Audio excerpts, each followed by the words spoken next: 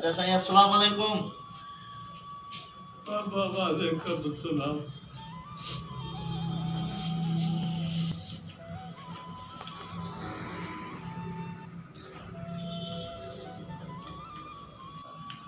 छा ॻाल्हि आहे? ख़ैर त आहे? रोई पियो तो ऐं तुंहिंजे अखियुनि में ॻोढ़ा? बाबा छा ॿुधायां तव्हांखे, वॾो ज़ुल्म थियो आहे, वॾो कर थियो आहे। अबार बाबू असां एॾी सिक रखी, वक़्तु थियो संभलंदे, हाणे सिक खयो वियुसि, उते कातला शरीफ़ बंदि करे छॾियो, असांखे उमिरो करणु न ॾिनो। इहो अलाए कहिड़ो वारस आहे, इन जान करे कातलनि सां मुसलमाननि सां वॾो ज़ुल्म कयो, उमिरा बंदि, कातला शरीफ़ बंदि।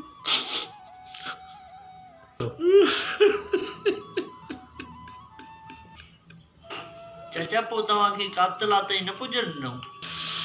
मां चयो त कहिड़ी तो ॻाल्हि पुछी, जेॾी महिल असां पहुता कातला जी पर में असांखे पटायो, असांजा हाथ छिॼी पिया।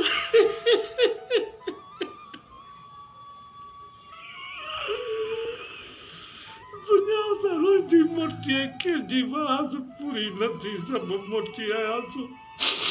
जोरी असांखे जहाज़ में चढ़ियो त पंहिंजो पंहिंजे मुल्क में हिते तव्हां में बीमारी आहे।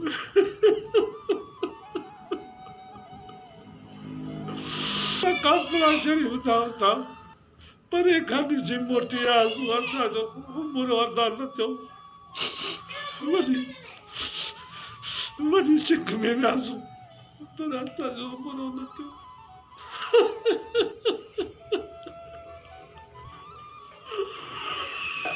असां तव्हांखे मुबारक ॾियणु आयासीं, पर तव्हां रोई रोई पंहिंजा हाल हीणा करे छॾिया।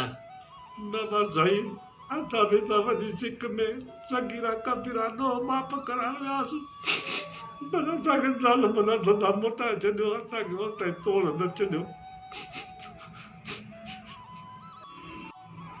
चाचा तूं घबराए न, तूं उमिरि जी नियत करे हितां निकिते, तुंहिंजो उमिरो क़बूल थियो।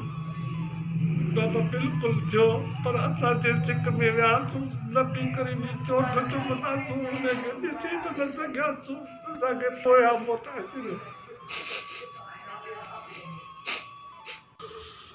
अबार बाबा कहिड़ी तो ॻाल्हि पुछी, महबूब जे दर सां असांखे वापसि करे छॾियो।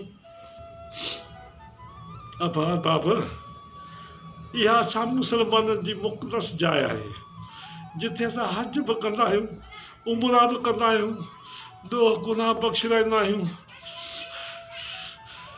पर इन्हनि काफ़िरनि जी इहा चाल आहे जेको असांजा हज उमरा इन किरोना जे चकर में बंदि कयो अथनि, ऐं असां मुसलमाननि खे असांजी मुक़दस जाइ काफ़िला खां परे कयो अथनि।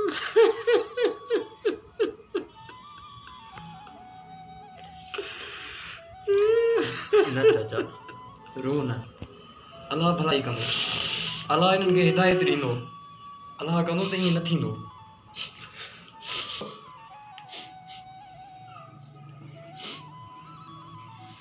अबा मदनी जे मुल्क खां सवाइ ॿी का शफ़ा जी जाइ आहे जिथे असांखे शफ़ा मिले?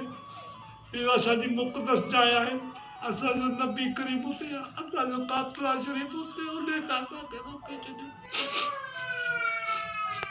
चाचा तूं परेशान न थी, अलाह हिदायत ॾींदो, अलाह हिदायत ॾींदो, अहिड़ी का बि ॻाल्हि न आहे, बसि हुननि खे बहानो हथ अची वियो आहे किरोना वायरस जो, ॿी ॻाल्हि ई न आहे।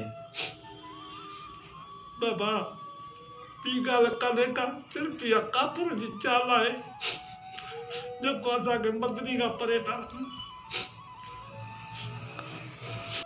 असांखे पंहिंजे मज़हब इस्लाम जी हटाइण जी कोशिशि था कनि, पर न, असां में जोश आहे, असां कॾहिं बि हुन दर छॾींदासीं, ऐं असां मुसलमाननि जी इहा मुक़दस जाइ आहे, इन ते मरंदासीं जीअंदासीं, पर इते वेंदासीं, इहा काफ़िरनि खे भुला, इहा असांजे मुक़दस जाइ आहे, इन ते असां मरंदासीं, पर इहा कॾहिं बि न छॾींदासूं ऐं काफ़िरनि जी चाल इहा न हलंदी। इंशाअल्लाह। चाचा पोइ चङो असांखे इजाज़त।